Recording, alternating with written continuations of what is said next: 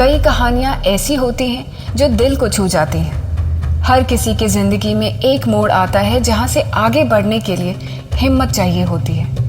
आज की ये अद्भुत कहानी इतिहास के पन्नों में लिखी जाएगी।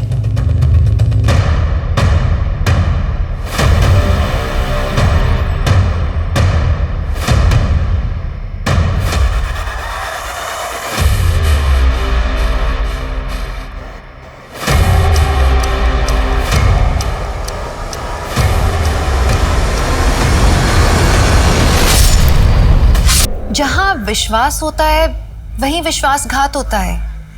तो क्या किसी पर हमेशा के लिए विश्वास करना छोड़ देना चाहिए? भरोसा वो भावना है जो एक बार टूट जाए तो दोबारा उसका बनना बहुत मुश्किल हो जाता है। लेकिन बिना भरोसे के ना तो दोस्ती कायम रह सकती और ना ही परिवार। बिना भरोसे के समाज का क्या होगा? नमस्कार, मैं दिव्यांका त्रिपाठी दहिया क्राइम पेट्रोल सतर्क के आज के एपिसोड में आपका स्वागत करती हूँ, जो विश्वास और विश्वासघात के बीच के चक्रव्यूह की कहानी है।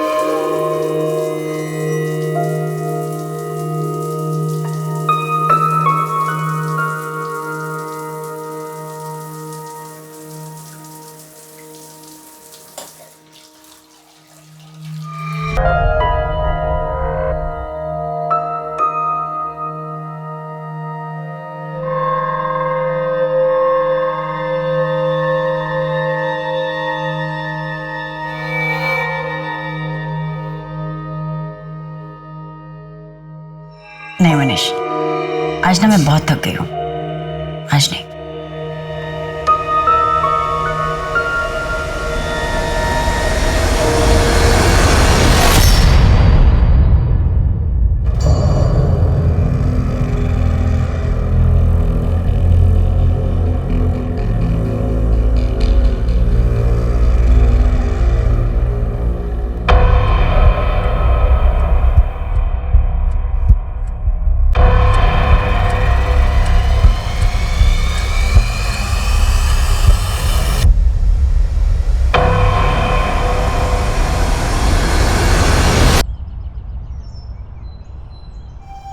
सुरभि, हाँ, मैं निकल रहा हूँ। ओके।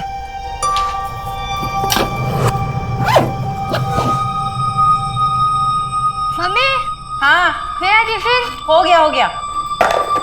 ये चलो, बैग, पानी की बोतल, जल्दी। मनीष,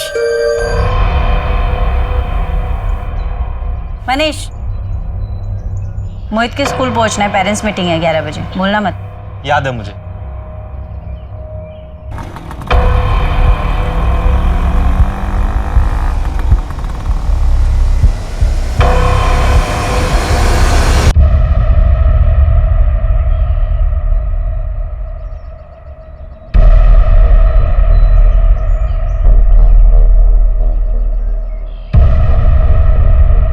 ये सतीश, कौन है रे लोग?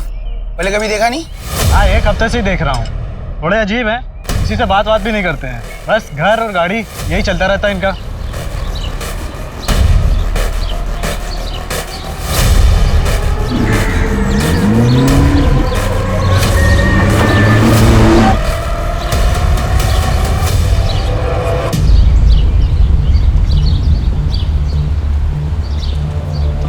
मीना, अंदर आ।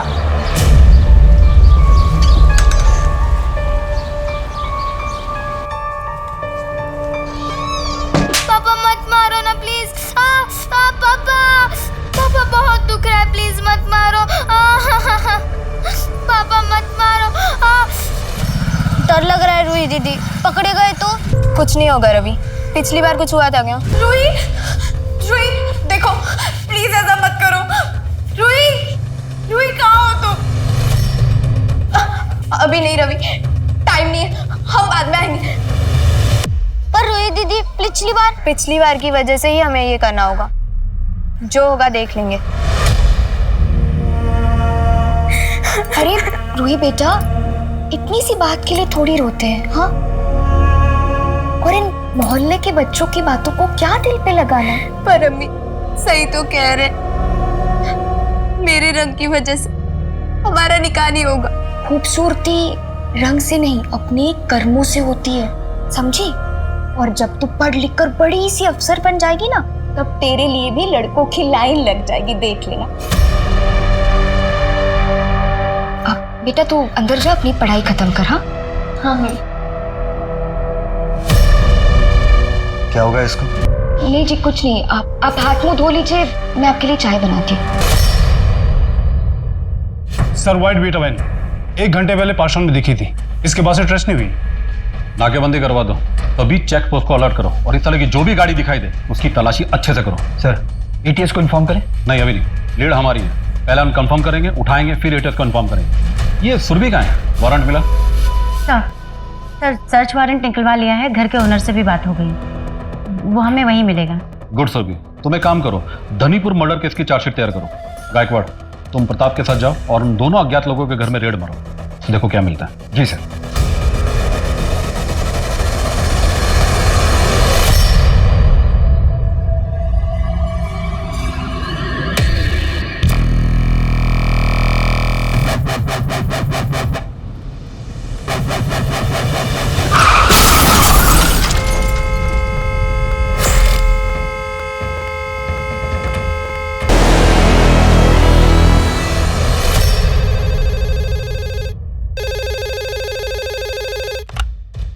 रीतिनगर पुलिस स्टेशन। ए बाजूला रे, बाजू बाजू बाजू।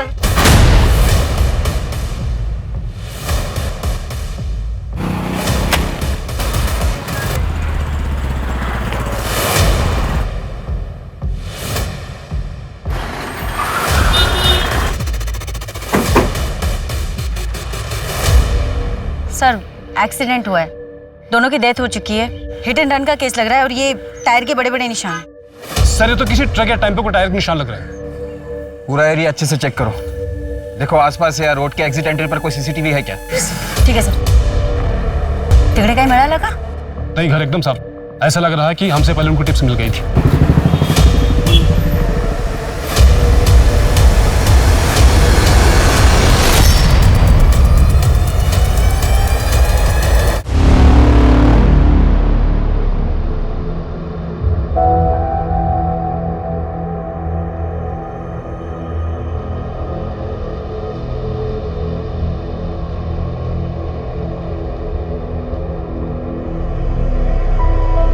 घबराओ मत बच्चों, हम लोग यहाँ सब आप लोगों की मदद के लिए। अच्छा, जिस वक्त एक्सीडेंट हुआ आप दोनों कार में थे? अच्छा बेटा, आपका नाम क्या है? रवि। अच्छा, वो आप लोगों के मम्मी पापा थे?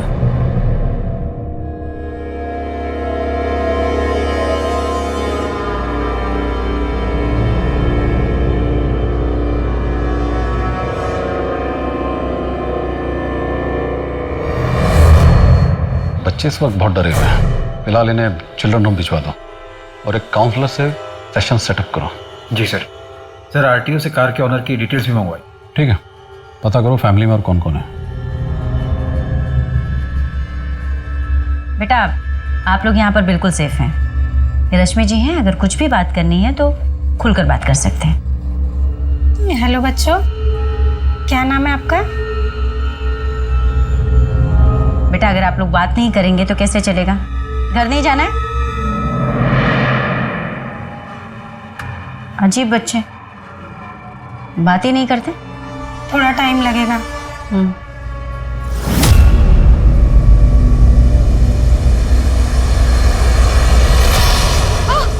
तो अपना बैग और दफा हो जाओ यहाँ से। आपके सिवा हमारा है भी कौन, हम कहाँ जाएंगे? अल्लाह के खातिर रहम करिए। ये ना तुझे लड़की पैदा करने से पहले सोचना चाहिए था।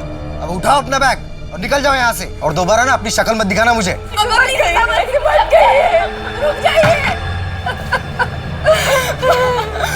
कहाँ जाएंगे?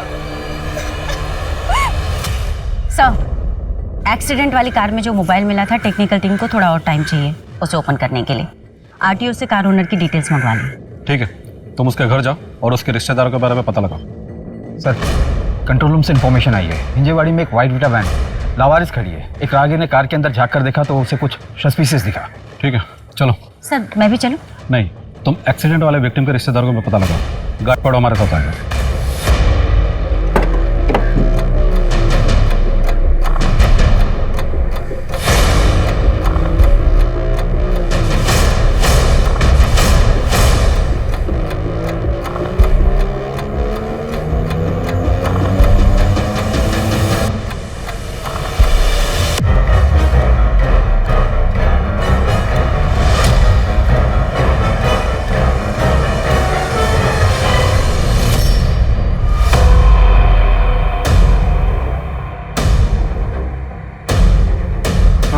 मटेरियल्स हैं, लाइव नहीं है। एटीएस भी ऑन द वे है सर। गाड़ी का कोई नंबर प्लेट?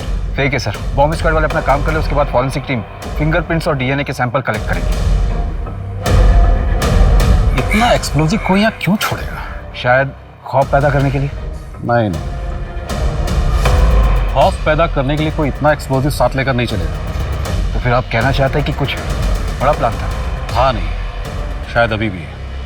इस शहर पर बहुत बड़ा खतरा मंडरा रहा है और हम सब बारूद पर बैठे हैं। इससे पहले कि कोई चिंगारी शहर को खाक कर दे, हमें इसकी तह तक जाना होगा। लेकिन सर, पूरे शहर में ढूंढेंगे कैसे?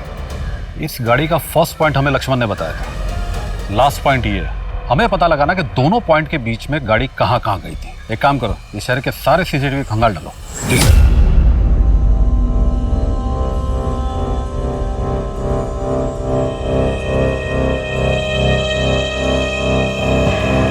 जी मैडम, ये मेरे चाचा अमर कुमार हैं और चाची कमला। ये लोग बुआ के यहाँ गए थे।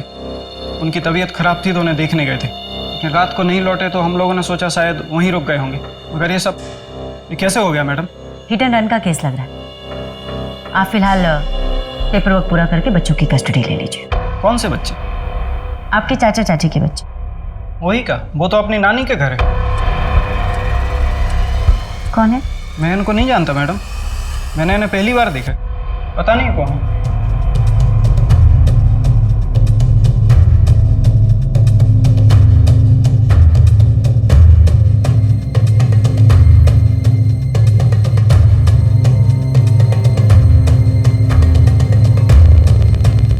रूही दीदी, बहुत डर लग रहा है। अगर पुलिस को पता चल गया तो वो हमें जेल में डाल देगी। पता चले उससे पहले मेरे पास एक प्लान है।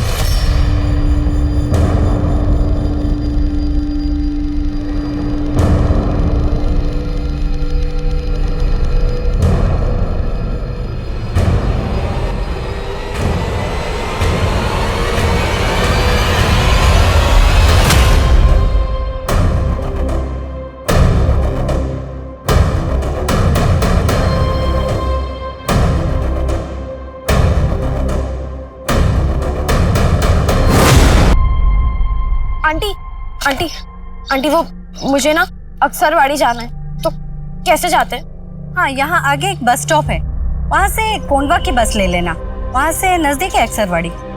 आंटी आंटी, वो मुझे ना कुछ पैसे चाहिए, सिर्फ बस की टिकट के लिए, ज्यादा नहीं चाहिए। चल भाग यहाँ से। तुम लोग भीख मांगने के नए नए तरीके अपनाते हो। अगर इतना ही दिमाग पढ़ाई में लगा देती तो कुछ बन जाती। हाँ? आंटी, मैं सच में झूठ नहीं बोल रहा आंटी।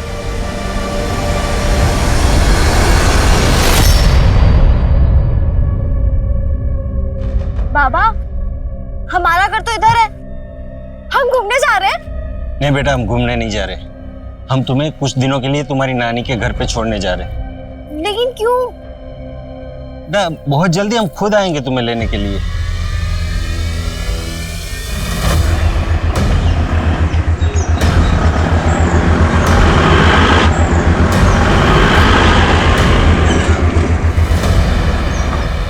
कब तक ऐसे भागते रहेंगे? कृति को तो खाने पीने पहनने में सब में नखरे आते हैं। माँ, एक बात पूछूं? हाँ पूछो ना बेटा। आप मेरे बाबा को खा गई क्या? ये कहाँ से सीख के आया? ऐसा बात करता है कोई अपनी माँ से? नहीं, वो गायत्री काकी बोल रही थी कि तेरी माँ तेरे बाप को खा गई। नहीं बेटा, ऐसा नहीं बोलते।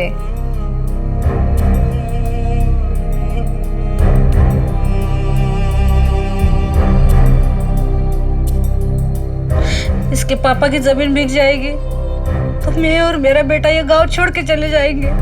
ऐसे दुखी मत रहो। कल रवि को मेरे साथ भेज देना, कृति के साथ थोड़ा खेलेगा तो उसका मन भी बहल जाएगा।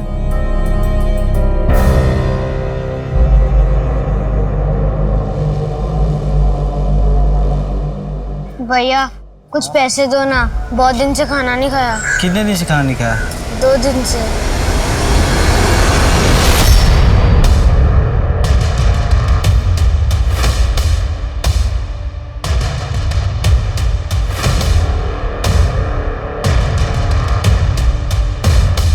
भैया, मुझसे मुझसे नहीं होगा, मुझे डर लगता है।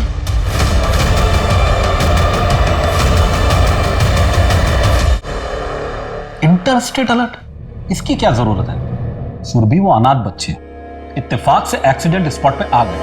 अब हमने उन्हें विक्टिम के बच्चे समझ लिए तो इसमें गलती हमारी है। सर पता नहीं कि मुझे ऐसे लग रहा है कि वो बच्चे कुछ छिपा रहे हैं। केस से रिलेटेड? सर नॉट श्योर, शायद। सुरभि काम पे ध्यान दो। उस एक्सीडेंट वाली गाड़ी का कुछ पता चला? नहीं सर, एग्जैक्टली पता नहीं चला अभी तक। एक्चुअली उस रोड पर कोई सीसीटीवी कैमरा नहीं है, बट मैं फॉलो अप कर रही हूँ सर। धनीपुर मर्डर केस की चार्जशीट जी कोर्ट में सबमिट कर दी। ठीक है, जाओ। सर वो इंटरस्टेट अलर्ट जारी करवा दो बच्चों के लिए। ठीक है, बट डोंट वेस्ट टाइम। और सबसे पहले उस गाड़ी का पता करो। जी थैंक यू सर।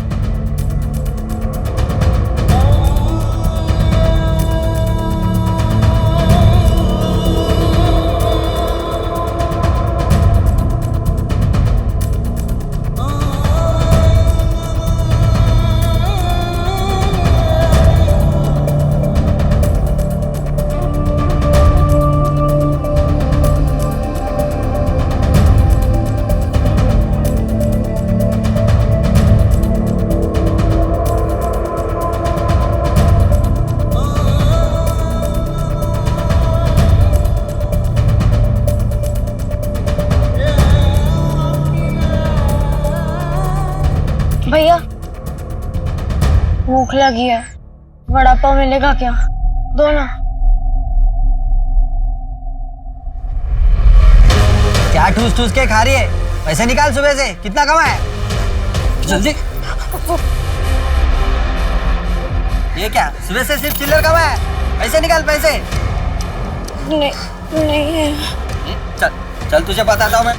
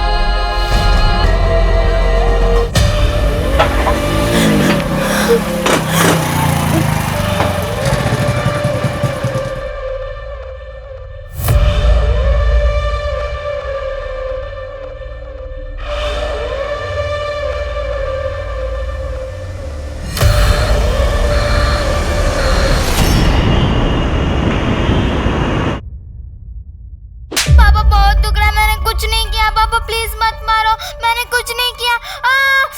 पापा मत मारो, पापा मत।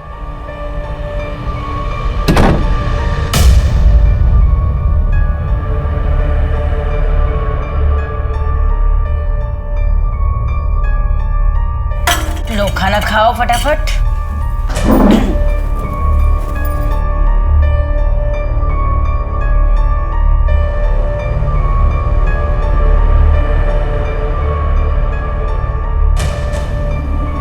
मोहित खाना पूरा खत्म करो।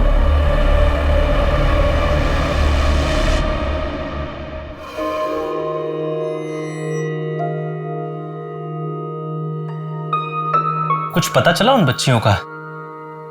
नहीं मनीष, पता है उन बच्चों को देखकर कुछ अजीब सा लगता है। मैंने एक केस पढ़ा था 10-11 महीने पहले, बिहार का था शायद। उसमें भी एक बच्ची ऐसे एक आदमी को रास्ते पे मिलती है, वो उसे अपने घर ले जाता है, उसकी बीवी उसे खाना खिलाती है, फिर वो आदमी पुलिस स्टेशन चला जाता है कंप्लेन कराने के लिए। लौट के आता है तो देखता है उसके बीवी बच्चे दोनों मरे हुए हैं, ब्रूटल स्टैबिंग। घर का सामान भी चोरी था, कुछ बच्चियों का गैंग था, और शायद वो बच्चियां अभी तक पकड़ी नहीं गई हैं। हाँ, उसके पास बहुत पैसे, लेकिन ऐसा कुछ करना होगा ताकि वो मेरा पीछा ना कर सके। लेकिन तुम करोगी क्या? पता नहीं। तुम क्या करोगी? मैं चलती हूँ, टाइम हो गया है, बाद में बात करेंगे। हाँ रोहित पापा, चलिए।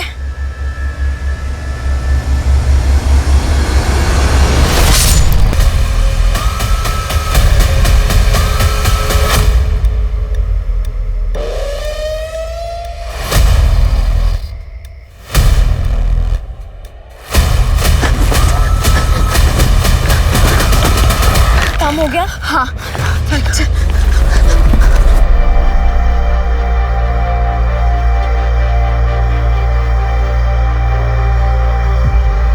ये ना तुझे लड़की पैदा करने से पहले सोचना चाहिए था। अब उठाओ अपना बैग और निकल जाओ यहाँ से।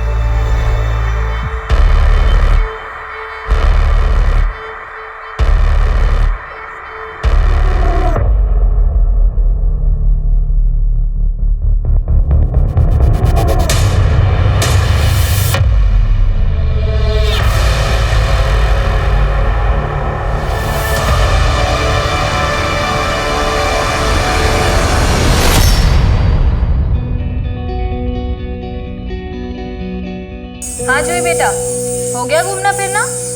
चलो अब जल्दी से घर जाओ और होमवर्क कंप्लीट करो। मम्मा जल्दी आएगी। Okay bye, love you. अच्छा वो पुष्पा आंटी को फोन दो। हाँ जूही को खाना खिला देना और जब तक मैं ना हो ना घर पे ही रहना। ठीक है। हाँ चलो लड़कियों। ये सीसीटीवी वाली लड़की गणेश नगर पुलिस स्टेशन में वांटेड है मर्डर केस में। तकरीबन 7 महीने पहले हुआ था। नहीं प्रताप, मुझे नहीं लगता वो लड़की किसी का मर्डर कर सकती है। और ये सीसीटीवी वाली लड़की ना कोई और है। रूही के हाथ पे निशान है वो टैटू का, स्टार वाला। चोरी करके भागी थी, बाद में उसने टैटू बनवा लिया होगा। पैसे थे उसके पास। मुझे फिर भी नहीं लगता। उन दोनों बच्चों को देखकर लगता है कि वो लोग खुद ही किसी मुसीबत में। तो जिस तरीके से बच्चा देख रहा था ना मुझे, उसकी नजरें। पहले गणेश नगर पुलिस स्टेशन से इस सीसीटीवी वाली लड़की की डिटेल्स निकलवाते हैं, तब आपको यकीन हो जाएगा कि वो मुसीबत में नहीं बल्कि वो दोनों खुद मुसीबत है। कांस्टेबल सुरभि को रवि और रूही की तलाश ने 7 महीने पहले के एक मर्डर केस तक पहुंचा दिया था, जिसमें रूही को सस्पेक्ट के तौर पर पुलिस पहले ही ढूंढ रही थी। पुलिस को ना तो रूही के अतीत के बारे में कुछ पता था, ना ही रवि के, और अब तक तो गुंजन का नाम भी उनके सामने नहीं आया था। सवाल यह है कि रूही रवि से कैसे मिली और इस वक्त गुंजन उनके साथ क्यों नहीं थी। उससे बड़ा सवाल यह है कि रूही और रवि किससे भाग रहे थे, वो जा कहाँ रहे थे, और अगला वो क्या करने वाले थे। हाँ ये वही लड़की है। शकील भाई के दूर के रिश्ते की एक बहन गांव में रहती थी, ये उन्हीं की लड़की है। इतने भले इंसान थे शकील भाई, इसे गांव से लेकर आए, स्कूल में एडमिशन करवाया, और देखो क्या मिला उनको, उन्हें ही मार के उनको लूट के भाग गई। इस लड़की से कोई मिलने आता था? उसका कोई रिश्तेदार या दोस्त? नहीं, मिलने तो कोई नहीं आता था, पर पार्क में इसकी एक सहेली थी, उससे ये बहुत बात करती थी। कौन सहेली?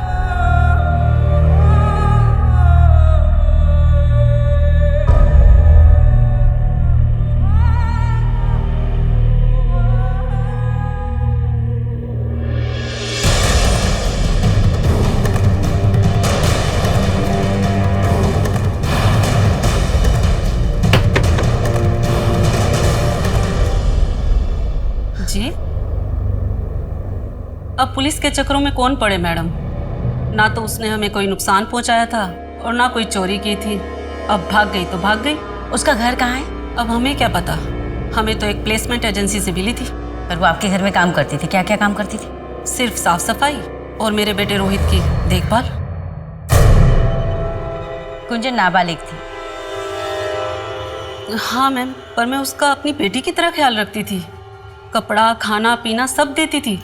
जो मेरा बेटा रोहित खाता था वो वही खाती थी। पर आपका बेटा पढ़ाई लिखाई भी करता है, गुंजन का भी तो वो हक बनता था। आप मुझे उस प्लेसमेंट एजेंसी का नंबर दीजिए जहां से आप उसे लेकर आई थी।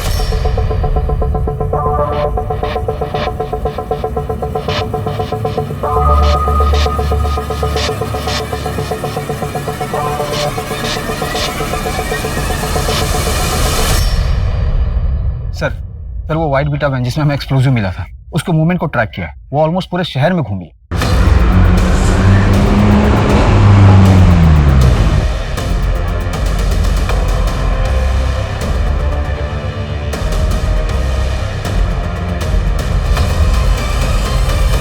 और उन दोनों लड़कों को कुछ पता चला? Last location Pune railway station के बाहर का है। एक सीसीटीवी में भी कैप्चर हुआ है। ये देखिए सर।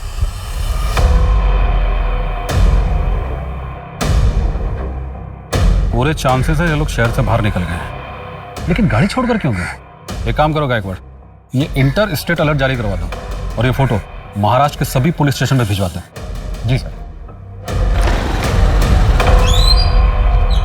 2 साल से मेरी आंखें गुंजन को तलाश रही है। स्कूल में किसी लड़की से हाथापाई हो गई थी जिसमें उस लड़के को फ्रैक्चर हो गया। शायद इसी डर से गुंजन लौटी ही नहीं वापस। हमने गुंजन को ढूंढने की बहुत कोशिश की मगर कहीं नहीं मिली। आप मेरी गुंजन को ढूंढ दीजिए। देखिए, हम पूरी कोशिश कर रहे हैं। अगर गुंजन यहाँ आती है तो आप मुझे इस नंबर पे कॉल करिएगा। आती ये रूही हमें मिल जाएगी फिर। पर मैडम इन्हें ढूंढ पाना बहुत मुश्किल है और मैंने इस रूही के बारे में पता करने की बहुत कोशिश की पर कुछ हाथ नहीं लगा। और उसके हाथ में बना वो स्टार वाला टैटू, वो तो बहुत कॉमन है। लगभग हर टैटू आर्टिस्ट हर दूसरे तीसरे दिन ऐसे टैटू बनाते रहता है। मुझे लगता है ना तुम्हारे खबरी नेटवर्क को वायरस लग गया। एंटीवायरस डलवाओ और काम पर लग जाओ। मुझे ये बच्चे चाहिए, वो भी जल्द से जल्द।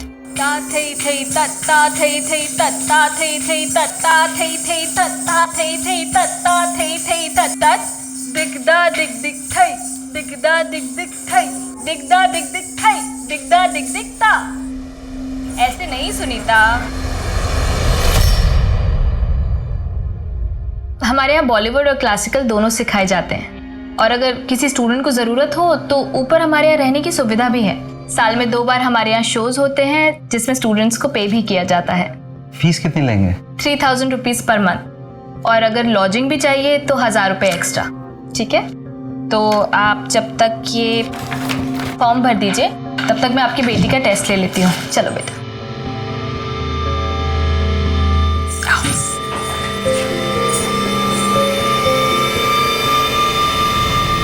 सर, मैंने शकील अंसारी का बैकग्राउंड पता किया। उसकी ऐसी कोई बहन थी नहीं जो गांव में रहती और उसकी बेटी उसके पास रहती। तो फिर ये रूही उसकी कौन थी? सर, इलीगल इमिग्रेंट्स हो सकते हैं। ऐसे कई सारे गैंग्स एक्टिव हैं। पहले लोगों को फंसाकर लूटते हैं, फिर उनका मर्डर करके भाग जाते हैं। मैंने एक केस पढ़ा था, बिहार का था शायद। उसमें भी एक बच्ची ऐसे एक आदमी को रास्ते पे मिलती है। वो उसे अपने घर ले जाता है, उसकी बीवी उसे खाना खिलाती है। फिर वो आदमी पुलिस स्टेशन चला जाता है कंप्लेन कराने के लिए। लौट के आता है तो देखता है उसके बीवी बच्चे दोनों मरे हुए हैं। मुझे लगता है हमें हमारे सर्च का दायरा बढ़ाना चाहिए। प्रताप, जितने भी हिस्ट्री शीटर, बैगिंग रैकेट और लोकल गैंग के मेंबर्स हैं, उन सबको खंगालो। बच्चे हमारे हाथ से आकर निकल गए और इस केस की डिटेल्स क्राइम ब्रांच को भी शेयर करो। Okay sir.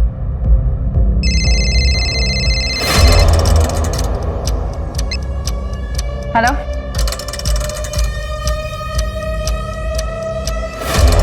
लक्ष्मण, मेरे को ये केस जल्दी से जल्दी सॉल्व करना है, नहीं तो ये केस ना मेरे हाथ से निकल जाएगा। उसका टेंशन मत लो मैम, एक खबर लाया हूँ।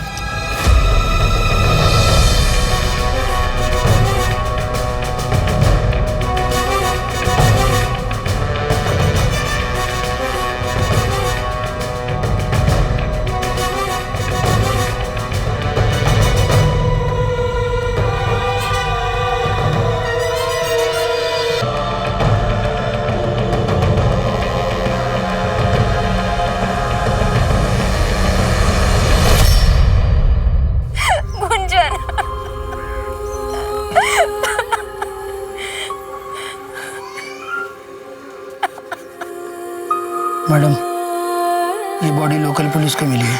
लक्ष्मण, मेरी समझ में नहीं आ रहा ये बच्चे आखिर किस चीज में फंसे हुए। रूही, रूही, देखो प्लीज ऐसा मत करो। रूही, रूही कहाँ हो तुम? देखो ऐसा मत करो प्लीज।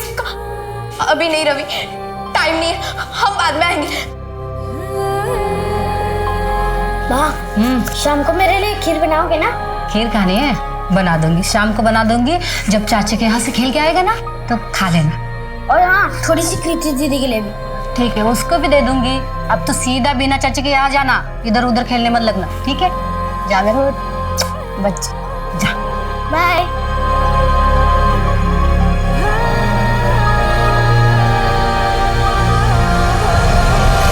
भाभी, कब तक आप ऐसे रोती रहोगी? मुझे ऐसे छोड़ के कहाँ चला गया मेरा रवि? बहुत वक्त बीत चुका है, आप इस घर से कहीं और चले जाइए। इस घर में रवि की यादें हैं जो आपको भूलने नहीं देती। मैं कहीं भी चली जाऊं, मेरे साथ तो मेरे रवि की यादें आएगी ना। एक ना एक दिन मेरा रवि जरूर वापस आएगा।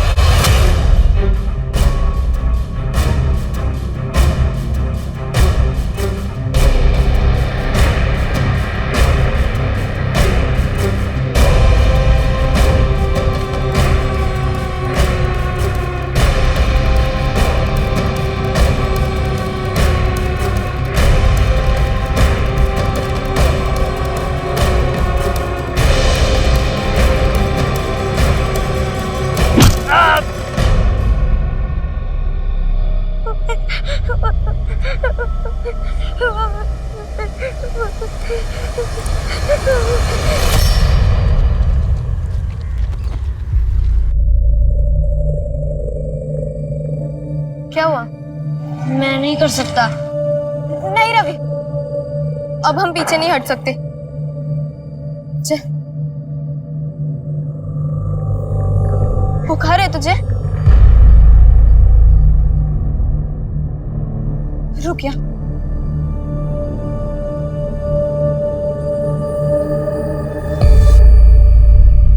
चल।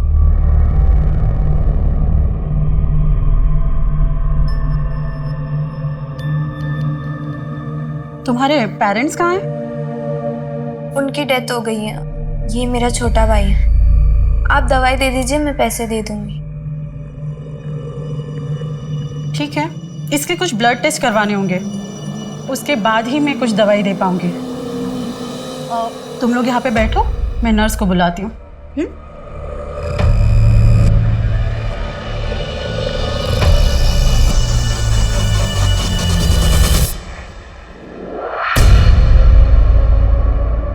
चल रवि, हम दूसरे डॉक्टर के पास आते। बस भागना बंद करो तुम दोनों। रोही,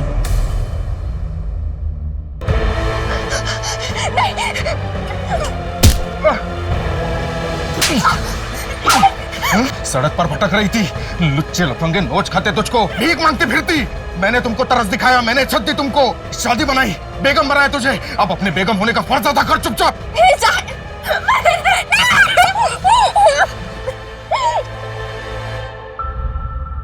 चुपचाप बैठो यहाँ। भागने की कोशिश की ना तो पुलिस स्टेशन ले जाऊंगी, और पुलिस स्टेशन ले जाकर शकील अंसारी के मर्डर में तुम्हें चिल्ड्रंस होम भेज दूंगी और इसे अनाथालय। फिर कभी नहीं मिल पाओगे। और ये सब क्या है, दिखाओ।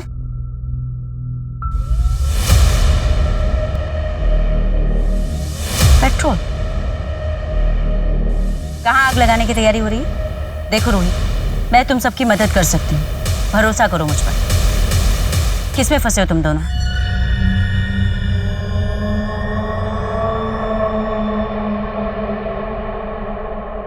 मैं तुम्हारी मदद कर सकती हूँ, तो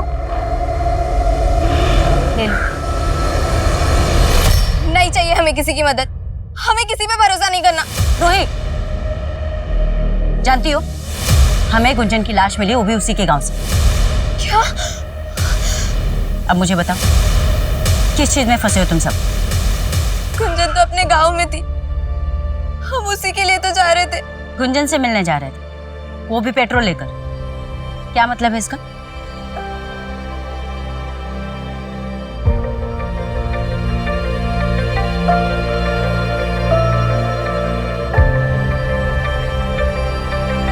उसने मार दिया गुंजन को। किसने?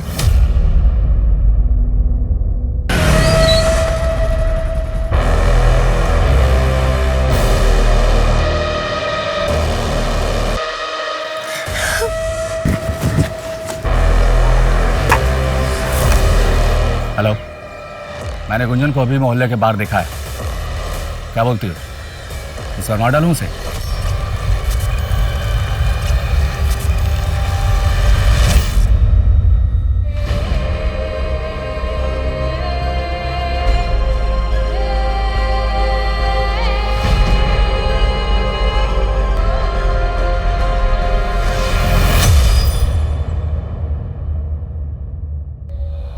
अरे गुंजन, तू यहाँ क्या कर रही है? हाँ, वहाँ तेरी माँ कब से ढूंढ ढूंढ के परेशान हो रही है घर पे।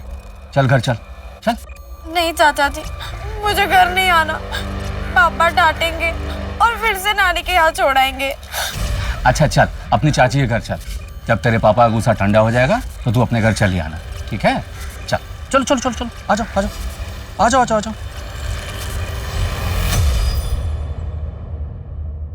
सर मुझे एक टीम चाहिए। रोहित बोलो बेटा, डरो मत। सर को भी बताओ जो तुमने मुझे बताया था।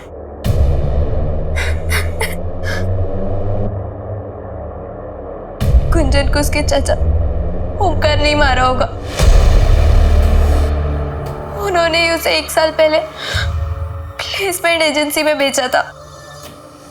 मैंने कुछ भी अपनी मर्जी से नहीं किया है। जो सरला ने कहा है मैंने वही किया है सब।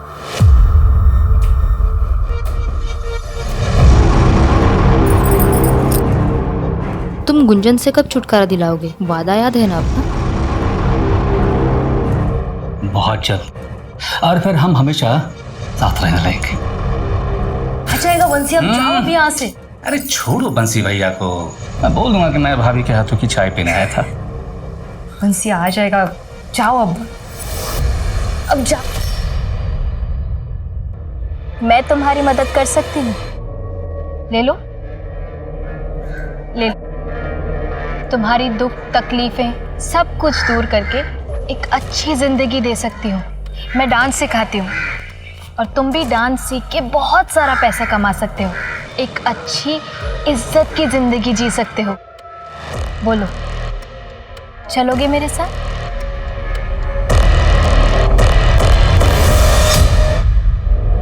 आओ, आ जाओ। अच्छा सुनो, तुम यहीं वेट करो, पहले गुंजन का फॉर्म भर लेते हैं, ठीक है? चल।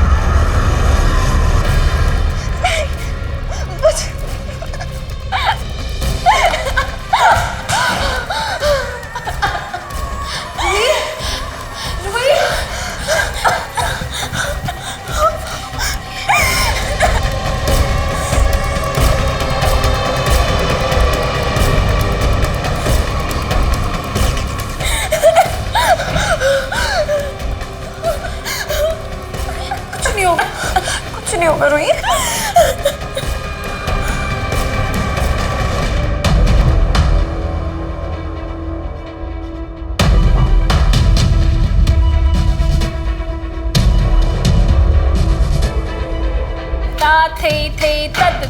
थे। क्या हुआ? अरे क्या ढूंढ रहे हैं आप लोग? ये डांस स्टूडियो है। अरे क्या रही हैं आप? अजीब दादागिरी है। पैसे नहीं खिलाओ तो आम आदमी को परेशान करोगे क्या? छोड़िए।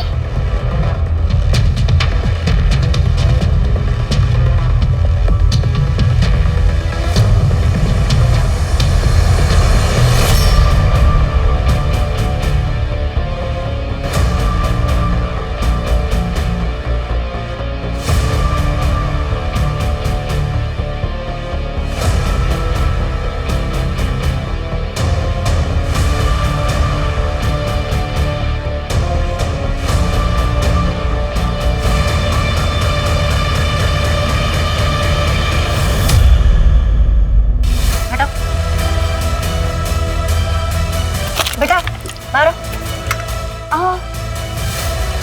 आराम से आराम से। जल्दी आओ जल्दी आओ जल्दी आओ।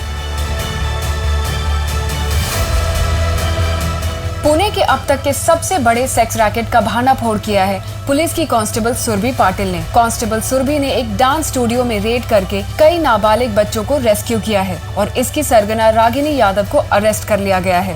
वह कह रहा है कि ये वही 2 लोग थे जिन्होंने एक्सप्लोसिव से भरी कार बीच सोसाइटी में छोड़ी थी, जिससे शहर दहशत में था।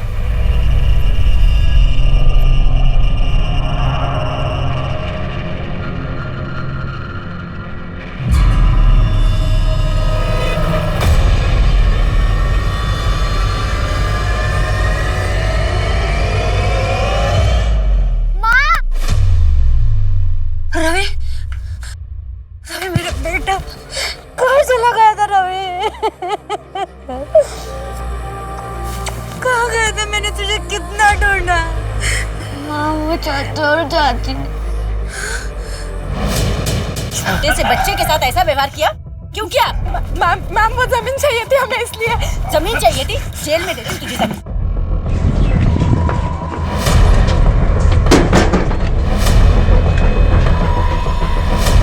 बोलिए।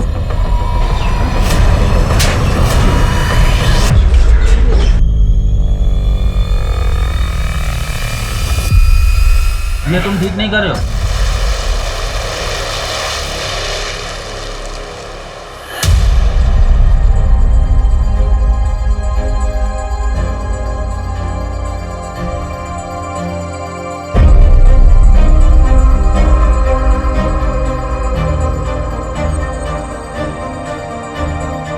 क्राइम पेट्रोल की टीम सुरभि पाटिल और ऐसे तमाम साहसी पुलिस वालों को सलाम करती है जो अपने काबिलियत के दम पर लोगों की सुरक्षा करते हैं। सुरभि पाटिल की काबिलियत और साहस देखकर पुलिस डिपार्टमेंट ने उसे वक्त से पहले कांस्टेबल से एएसआई के पद पर प्रमोट किया।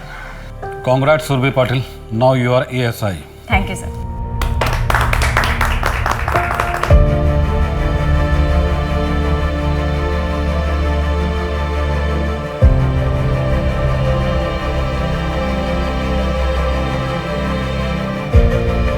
मीना और रूही को पुणे के चिल्ड्रन शेल्टर होम में भेजा गया, जहां उनकी रेगुलर काउंसलिंग हो रही है आज, और वो अपने सदमे से उबर भी रहे हैं। सुरभि दिल की अच्छी लड़की थी, इसलिए वो वक्त पर हिम्मत वाली बन पाई। शुरुआती तौर पर सुरभि अपने इर्द गिर्द हो रहे अपराधों को देखकर भी उनके खिलाफ लड़ने की हिम्मत नहीं जुटा पा रही थी, लेकिन जब उसने हिम्मत जुटाई तो उसके सामने आने वाला हर अपराधी कमजोर पड़ गया।